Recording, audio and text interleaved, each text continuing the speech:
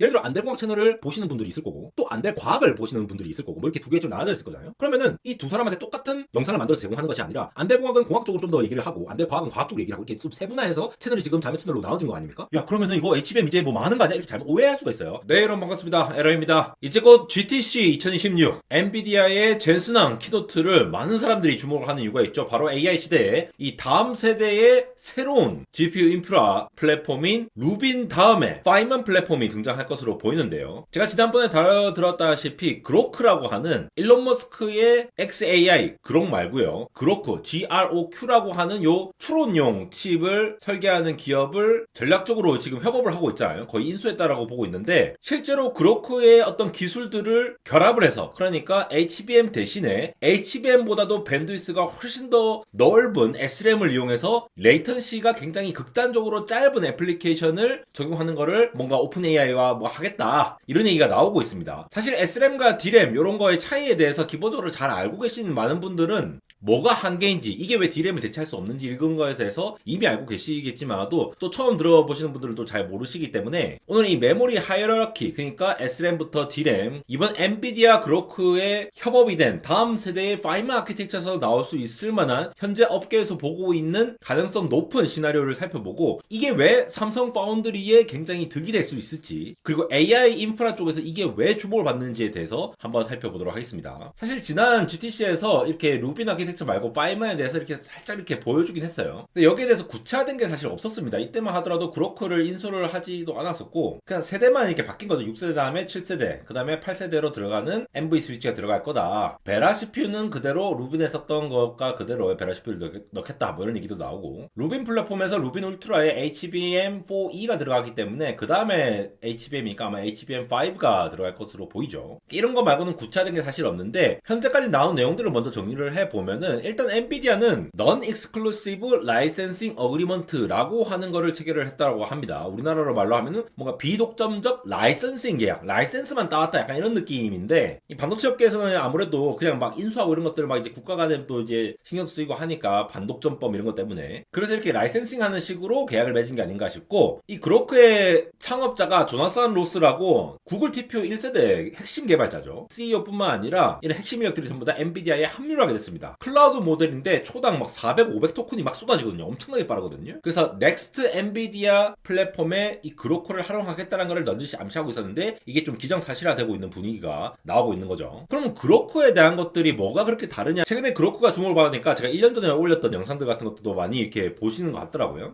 간단하게만 보면은 기본적인 GPU라고 하는 것들은 이렇게 어떤 대용량의 가중치라든가 KV 캐시를 HBM에 얹어놓죠. HBM과 GPU가 코어스로 인터포저로 연결이 되어 있다 하더라도 각각 서로 다른 칩으로 구성이 되어 있는 상황에서 왔다 갔다 결국 오프칩으로 왔다 갔다 메모리를 왔다 갔다 할 수밖에 없습니다. 그래서 HBM 대역폭 자체는 높은데 그걸 왔다 갔다 하는 과정에서 에너지 비용도 많이 들고 물리적으로 이게 왔다 갔다 하는 거잖아요. 현재로서는 그게 그나마 제일 빠른 방법이라서 이걸 했는데 이렇게 하면은 뭐 하드웨어 큐 같은 거라든가 뭐 런타임도 그렇고 스케줄링 하는 것 자체로 봤을 때 레이턴시가 발생할 수밖에 없고 이 레이턴시가 일정하지도 않습니다. 앞으로 우리가 인퍼런스를 한다라는 관점에서 보면은 뭔가 이렇게 계속 추론을 해야 될 텐데 그 추론을 계속 지속적으로 수많은 사람들이 하게 되는 그런 과정에서 레이턴시가 일정하지도 않고 짧게도 안 되고 이렇게 문제가 되면은 결국은 이 지연 시간 때문에 컴퓨팅하는 활용 능력 자체가 30-40%밖에 못 확보한다 이런 얘기가 나오는 거죠. 근데 그렇구나 애초에 거의 100%까지 할 수 있다. 왜 이게 되느냐? 마치 세레브라스 같이 웨이퍼 전체에다가 다 SRAM으로 메모리를 다 박아 넣은 것처럼 그로크도 결국은 수백 메가바이트의 온칩 SRAM을 박아서 사용을 했다는 겁니다. 이게 보통 SRAM이라는 것들은 캐시로 들어가긴 하거든요. 근데 그게 해봤자 이렇게 수백 메가바이트로 이렇게 못 들어가요. 몇 메가에서 수십 메가 L1, L2, L3 캐시 해가지고 DRAM까지 왔다 갔다 하기가 너무 오래 걸리니까 SRAM 같은 것들을 좀 이제 자주 쓰는 것들을 그 층위를 나눠서 넣어놓은 다음에 가져와서 쓰는 방식이 CPU나 GPU 다 쓰거든요. 모든 방식에서 모든 프로세서에서 다 쓰고 있는데 왜 많이 안 쓸까요? SRAM이 비싸기 때문입니다. 왜 비싼지도 좀 이따 말씀드릴게요. 근데 이렇게 설계를 하면은 이 LPU라는 하나의 단위를 몇백 메가 수준으로 온칩으로, 온칩이란 건 무슨 말입니까? HBM과 GPU가 따로 설계해가지고 코어스로 갖다 붙이는 게 아니라 애초에 한 웨이퍼에 찍어낼 때 하나로 찍어낸다는 말이에요. 세레브라스도 그렇고 그로크도 그렇고 다 그렇다는 거예요. 외부의 메모리 접근한 게 아니라 내 웨이퍼 안에서 바로바로 정해지기 때문에 얘 SRAM을 접근할 때 어느 정도 시간이 걸리겠다는 게 모든 게 결정이 됩니다. 그래서 메모리 밴드위스 입장에서 보면은 HBM이 D램 중에서는 밴드위스가 엄청나게 빠르잖아요. 굉장히 빠르다라고 알려져 있지만 초당 몇 테라바이트냐 뭐 이런 얘기 나오지만도 SRAM에 비하면은 엄청나게 낮죠. 물리적으로 SRAM이 쭉쭉쭉 뽑아낼 수 있는 밴드위스가 높다라는 거예요. 기본적으로. 그리고 에너지도 어마무시하게 줄어듭니다. 자, 이 표만 보면은 이제 이 D램과 SRAM의 차이를 잘 모르시는 분들은 야 그러면은 이거 HBM 이제 뭐 망하는 거 아니야? 이렇게 잘못 오해할 수가 있어요. 그런 건 전혀 아니에요. 사실 그런 건 전혀 아니고 좀 이따 말씀드릴 겁니다. 중요한 것들을. 결국 이게 오프 칩이냐 서로 별개의 칩으로 구성되어 있느냐 아니면 하나의 칩에다가 메모리를 담고 있느냐에 따라서 밴드위스와 에너지 소모되는 게 엄청나게 차이가 난다는 거죠. 특히 HBM 같은 경우는 HBM 자체도 D램 에너지 소모가 굉장히 많겠지만 또 왔다 갔다 하는 항상 그 라우팅 하는데 시간이 많이 걸리기도 하고 전력도 많이 소비하거든요. 지금 데이터 센터의 가장 문제가 발열 문제잖아요. 근데 SRAM이 이렇게 효율 좋은 거니까 여기서 쓸 수 있는 것들을 활용하겠다는 게 기본적인 그로크의 컨셉이었어요. 그리고 아까 말씀드렸다시피 GPU 같은 경우에는 스케줄링을 일단 들어온 대로 빨리빨리 처리할 수 있는 것들은 빨리빨리 처리하고 하다 보니까 작업별로 걸리는 시간이 다 달라. 그래서 어떤 작업들은 짧게 걸리고 어떤 것들은 길게 걸리고 이러다 보니까 뭐가 언제 끝날지 모르는 거예요. 근데 그로크가 사실 앞서 보여드렸다시피 HBM보다 밴드위스가 높고 뭐 이런 장점들이 있지만 그만큼 비싸거든요. 근데 그럼에도 불구하고 이걸 채용한 이유는 저런 밴드위스라든가 에너지 문제라기보다는 이 정적으로 스케줄이 가능하다. 즉 모든 작업들의 단위가 얼마 걸릴지가 딱 정해지는 거예요. 마치 구글의 TPU 같은 구조라고 보시면 되겠는데 구글의 TPU도 여전히 HBM을 쓰기 때문에 이렇게 모든 거를 하나의 유닛으로 정리할 수 없는데 기본적으로 메모리와 로직이 한 덩어리로 있고 그 SRAM에 의해서 이 아키텍처 기반으로 컴파일러가 칩 내부뿐만 아니라 칩 간의 데이터 이동까지 미리 다 한꺼번에 컴파일링을 할 수 있기 때문에 단위로 딱딱딱 정해진 시간에 얘 이거 끝나면 이때 시간이 끝나겠네 그럼 그 다음 거 스케줄링 해야겠네 이런 식으로 할 수 있다는 겁니다. 그래서 이제 디터미니스틱 결정론적이라고 얘기를 하는 거에 바로 이 LPU의 특징인데 물론 SRAM 용량은 굉장히 극히 제한적이에요. 엔비디아 H200 기준으로 이미 막 141GB의 HBM이 들어가잖아요. 141GB. 근데 그렇고 LPU 칩 한 개는 한 230메가밖에 안 돼요. 기가가 아닙니다. 한 500분의 1 정도 되는 거죠. 230메가바이트. 그래서 대형 모델의 가용치를 전부 다 SRAM으로 넣는 것 자체는 불가능한데 얘를 엮어서 표현한다는. 이것 때문에 뭐 비현실적이다 뭐 말도 많았어요. 근데 이제 세상이 어떻게 됐느냐? 자, 이 LLM의 인퍼런스를 할 때 이제 프리필과 디코더 단계로 나뉜다는 거 제가 말씀드렸잖아요. 쉽게 말해서 처음에 우리가 프롬프트 입력을 하면은 걔를 이제 쫙 읽는 과정. 그래서 KV 캐시를 생성하는 과정이 프리필이라고 보시면 되고 처음에 이제 그냥 우리가 책을 읽는 과정이라고 보시면 돼요. 그리고 디코드라는 거는 결국 대답을 하는 과정이라고 보시면 되는데 이 프리필 단계를 처리하기 위해서 루빈 플랫폼에서 루빈 CPX라고 하는 요번에도 이제 GTC 2026에서도 확실히 강조가 될 겁니다. 원래 HBM을 막 위해서 이용을 했는데 이것조차도 HBM 말고 프리필은 HBM 같이 밴드위스가 바틀렉이 되는 게 아니라 컴퓨팅 자체가 바틀렉이 되기 때문에 이 HBM 말고 GDDR을 쓰자 하는 게 루빈 CPX의 개념이었죠. 그래서 프리필은 그렇게 바꾸는데 디코드는 여전히 HBM으로 갔어야 했어요. 왜냐하면 여기서는 컴퓨팅보다는 밴드위스가 더 중요했거든요. 근데 이거를 지금 그로크의 SRAM LPU 방식을 사용하는 것이 아니냐라는 얘기가 나오고 있는 겁니다. 그러니까 우리가 프롬프트로 뭐 이제 PDF도 넣고 이미지도 넣고 여러 가지 뭐 해가지고 쫙쫙쫙 뭐 프롬프트 데이터를 엄청나게 많이 쓰면은 이거 전체를 한 번에 병렬로 처리를 하는 과정에서 연산 자체가 너무나도 많이 필요하기 때문에 대역폭이 컴퓨팅을 중심으로 이렇게 한 거고 여기서는 하나하나 순차적으로 다는 거기 때문에 레이턴시 자체에 민감해요. 단어 하나하나 내뱉을 때마다 이걸 계산을 해야 하면서 내보내고 있으니까 레이턴시가 느리지 않게 SRAM으로 결정적으로 바바박 나올 수 있도록 이렇게 메모리 접근 패턴이 예측 가능한 형태의 어떤 거를 한 것이 아닌가라는 얘기가 나오고 있는 거고요. 그러면 GTC 2026에서 어떤 게 나올까를 정리를 해봤는데 가장 유력한 거는 결국은 이 하이브리드 컴퓨터 트레이를 가진다는 거죠. 이게 무슨 말이냐? GPU랑 LPU를 같이 섞어서 만든 어떤 전체 렉 스케일 시스템을 내놓지 않을까. 왜냐하면 프리필이라는 단계, 디코드라는 단계 제가 이전에도 이 얘기는 굉장히 많이 들었어요.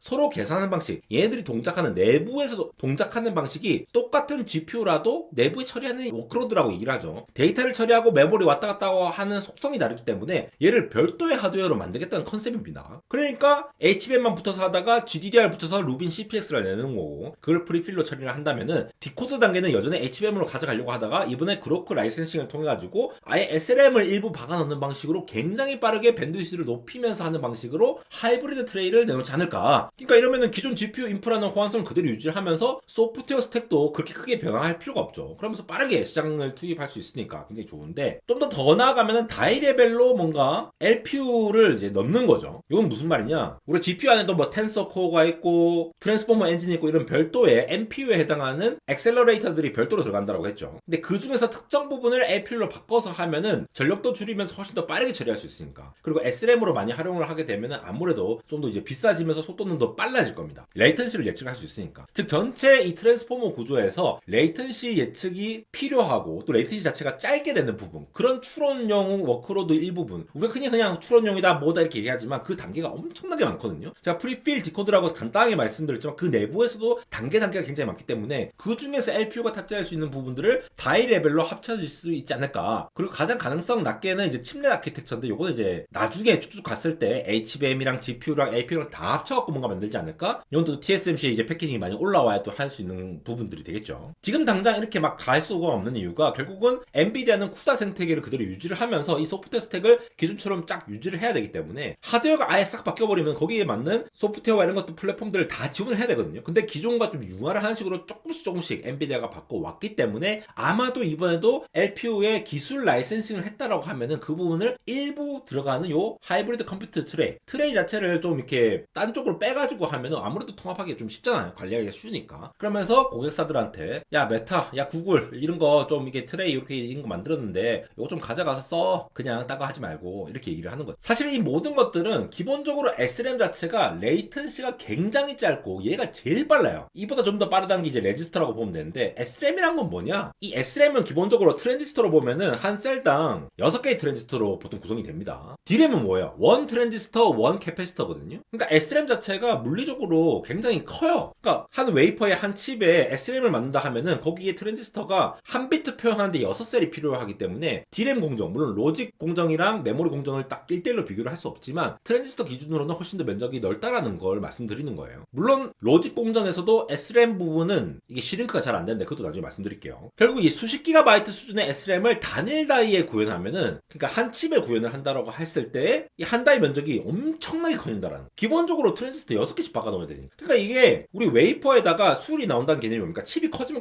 커질수록 이 파티클이 앉으면은 얘 버려야 되거든요. 불량이니까. 근데 SRAM 자체가 면적이 엄청나게 넓으니까 얘 용량 크게 하려면은 칩 자체가 커진다라는 거예요. 그러니까 비싼 거야. 그러니까 그런 얘기들이 나왔죠. 그렇고 LPU 칩 하나가 230MB니까 예를 들어 H200 같은 거 141GB 기준으로 비교하면은 그냥 메모리 용량 자체가 600배가 차이 나는데 똑같은 용량으로 어떻게 LPU를 이게 사업성이 되느냐 이런 얘기들이 나왔던 이유가 있었어요. 근데 그건 너무 근시안적인 얘기고, 그러면 그렇고라는 기업들은 왜 존재합니까? 다 생각이 있었겠죠. 이런 것들이 필요할 거다라고 예측을 했었던 부분도 있고, 만약에 이게 예측을 못했다라고 하면은 뭐 얻어 걸린 거일 수도 있지만 결국은 SRAM과 같이 레이턴시가 굉장히 짧고 계획적으로 할 수 있는 어떤 부분에 대해서 여기 강점을 가지고 가야겠다라는 게 있었기 때문에 이런 스타트업을 시작하지 않았겠습니까? 그러니까 여전히 SRAM과 HBM 그리고 D램 그 밑으로는 뭐 하드라든가 SSD 같은 요런 계층 구조가 위쪽으로 가면 갈수록 굉장히 빠르면서 레이턴시도 짧고 근데 용량은 너무 작아. 근데 반대로 가면 요즘은 이제 이 SSD까지 많이 쓰잖아요. 낸드 플래시도. 거기는 용량은 엄청 많은데 D램보다는 훨씬 느려. 밴드위스도 느리고. 그러니까 뭐 HBF도 나오고 HBM도 나오고 온갖 게 다 나오는 거죠. 그러다가 SRAM 같이 이렇게 빨리빨리 처리하는 용도도 이 트랜스포머의 하나의 역할을 할 수 있겠다라고 하는 것들이 지금 얘기가 나오는 겁니다.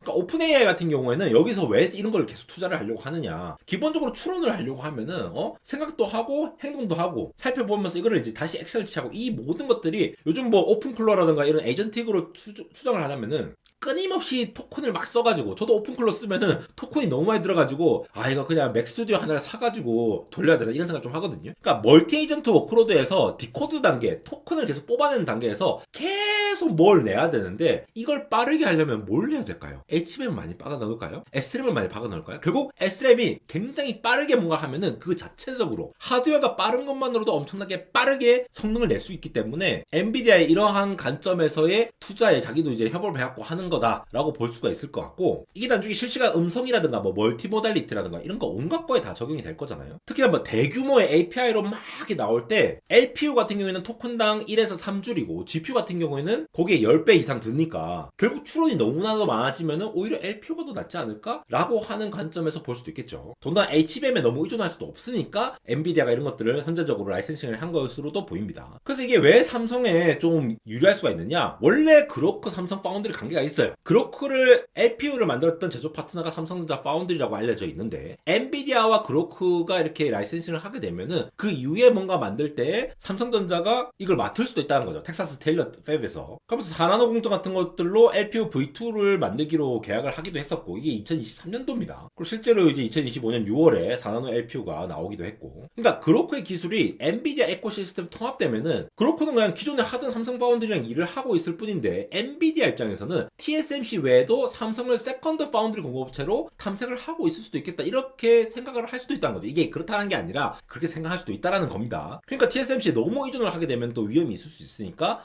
이런 부분부터 좀 이렇게 바꿔 나갈 수도 있겠구나. 물론 LPO 자체는 TSMC가 아니어도 돼요. LPO는 뭔가 외부 HBM 같은 인터페이스가 필요 없어요. 코어스 같은 게 필요 없기 때문에 TSMC 코어스 다이 같은 게 필요 없습니다. SRAM 중심의 칩은 원래 최첨단 노드에서 로직 밀도 이전보다 메모리 대역폭이나 이 디터미니스틱 엑스큐션 같은 이런 것들이 핵심인데, 삼성 4나노 수율이 충분히 올라온 상태에서 LPU의 성능을 충분히 끌어올릴 만큼 잘 나오고 있으니까 굳이 TSMC에 비싼 거 쓰지 말고 그것보다 저렴한데 성능 잘 나오는 삼성 파운드리를 그대로 쓸 수가 있겠죠. SRAM이라고 하는 거는 로직 반도체에서 이 SRAM이 차지한 부분도 같이 시링크를 하는데, 7나노, 5나노, 3나노로 가면서 SRAM의 비중이 쉽게 안 줄어요. 무슨 말이냐? 로직은 7나노, 3나노로 갈수록 로직은 확 주는데 SRAM은 잘 안 줄거든요. 이거 제가 늘 말씀드리죠. 그러니까 SRAM 같은 것들이 트랜지스터 6개 박아서 넣어야 되는데, 핀팻을 넣었든 게이트홀 어라운드로 막 이런 것들 막 넣더라도 이 핀 폭 자체가 너무 지금 물리적으로 한계에 와 있기 때문에, 이 핀팻 구조로 7나노로 한다고 해서 실제로 7나노가 아니라고 했잖아요. 10몇 나노, 20나노까지 가거든요. 그 게이트 길이라도 이게 큰 게 되기 때문에 SRAM으로 좀 시링크할 수 있는 부분이 굉장히 한정적이라서, 아무리 선단 공정으로 가도 SRAM이 시링크 되는 부분은 그렇게 높지가 않다라고 이해를 하시는 게 맞습니다. 그래서 제가 1년 전에도 안달공학 그로크 쳐보면은 거의 2년 전 가깝게 올리는데, SRAM 셀 크기랑 전력 소모는 조상님이 해결해 주냐? SRAM은 캐시입니다. 돈이죠. 그러니까 그만큼 SRAM을 많이 갖다 박는 게 굉장히 별로다. 이런 건 안 되는 거다라고 보시는 분들도 있었어요. 근데 저는 그렇게 생각하고 싶지 않았던 게, AI 인프라가 굉장히 빠르게 지금 설치가 되고 확실한 장점이 있으면은 나중에 애플리케이션이 나오면 이런 기업들은 언제든지 크거든요. 그래서 뭐 단기적으로 당장 뭐 지금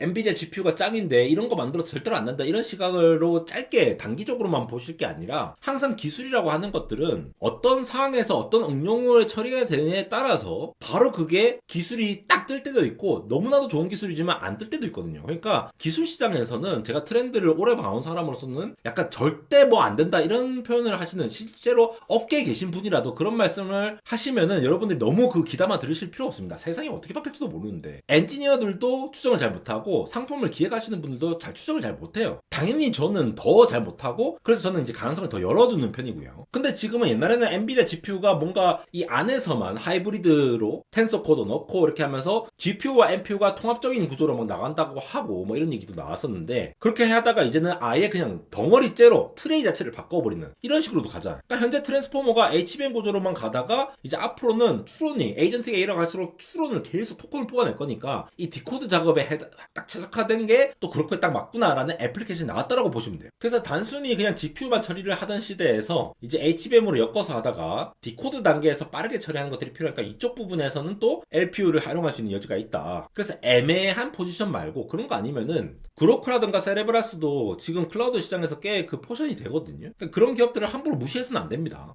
특히 이제 강점이라고 하는 게, GPU는 아까 말씀드렸다시피 이렇게 레이턴시가 생겼다 했잖아요. 어떤 작업들 끝나는데 언제 끝날지 모르고 레이턴시가 뭐 하나 굉장히 오래 걸리면 전부 다 같이 쉬어야 돼. 이것 때문에 다른 GPU들이 돌아갈 수도 있었는데 걔 기다린다고 가만히 계산을 못하고 있는 경우도 있거든요. 근데 LPU가 바로바로 토큰 내주면서 딱 요 정도로 딱 끝납니다, 이걸 우리가 알고 있으면 훨씬 더 많은 일들을 해낼 수 있고 성능을 많이 올리면서, 이런 강점이 확실하다는 거죠. 원래 CPU와 GPU가 결합할 때, CPU가 NPU와 결합할 때, 혹은 예전에 뭐 DSP라든가, 뭐 FPGA로 이제 가속 특화된 것들을 한다든가, 이런 이종 아키텍처가 결합되는 거는 반도체 역사상에서 계속 반복이 되어 왔어요, 실제로. AI도 결국은 컴퓨팅을 하겠다라는 건데, 뭔가 단일 구조 독점 시대는 역사적으로 길지가 않거든요. 그런 관점에서 봤을 때, GPU라는 것도 끊임없이 똑같은 GPU라는 이름을 달고 있지만, 이런 LPU라든가 갖고 온다든가, 아니면은 GPU 내에도 가속기라는 이름을 안 붙여서 그렇지, 그런 텐서코라든가 트랜스포머 엔진 같은 것들, 그런 것들 다 NPU 구조로 오프로딩 해서 하는 거거든요. 이름만 GPU지 사실 옛날 GPU랑 지금 GPU는 완전 다릅니다. 그렇게 해서 바뀌어 왔기 때문에 이런 LPU 같은 구조가 안 들어갈 수가 없다라는 거죠. 필요하면 쓰겠다라는 거죠. 그런데 이 SRAM 중심 칩이 결국은 TSMC 최첨단 공정이 덜 필요하다라는 부분이 삼성한테는 좋은 건데, 아까도 말씀드렸다시피 SRAM 용량이 잘 안 줄어. 이게 비중이거든요. SRAM 에어리어가 왜 3나노로 갈수록 더 커져 있을까요? 전체 크기는 줄었는데, 그래서 로직에 해당하는 부분들은, 그 트랜지스터들은, 게이트들은 쫙쫙쫙 줄어드는데 SRAM은 별로 안 주는 거야, 이 면적 자체가. 그러니까 전체 비중으로 봤을 때는 SRAM 비중이 계속 커져가고 있는 거죠. 그러니까 이런 것들은 못 쓰는 거지. 그러니까 TSMC 거 굳이 쓸 필요 없이 어차피 SRAM 부분이 많아지는 그런 LPU 같은 경우는 TSMC 같이 비싼 거 안 쓰고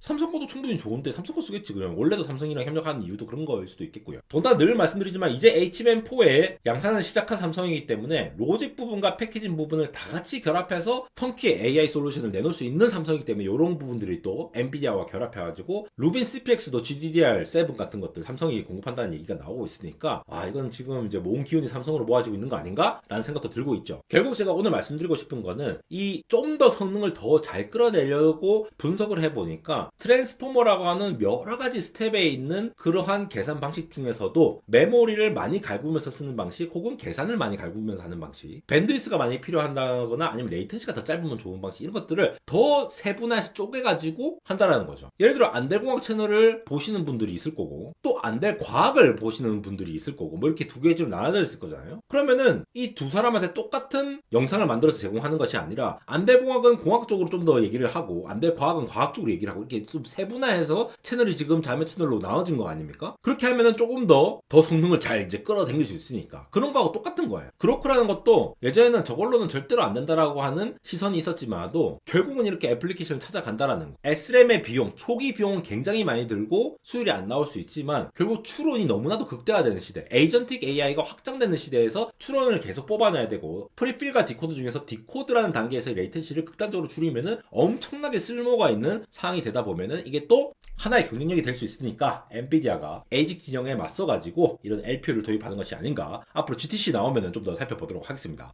안대공학 인스타그램 언리얼텍.에러에서도 많은 소식 전달 드리고 있으니까 많이 팔로우 해주시고 좋은 소식 얻어가시기 바랍니다. 지금까지 에러였습니다.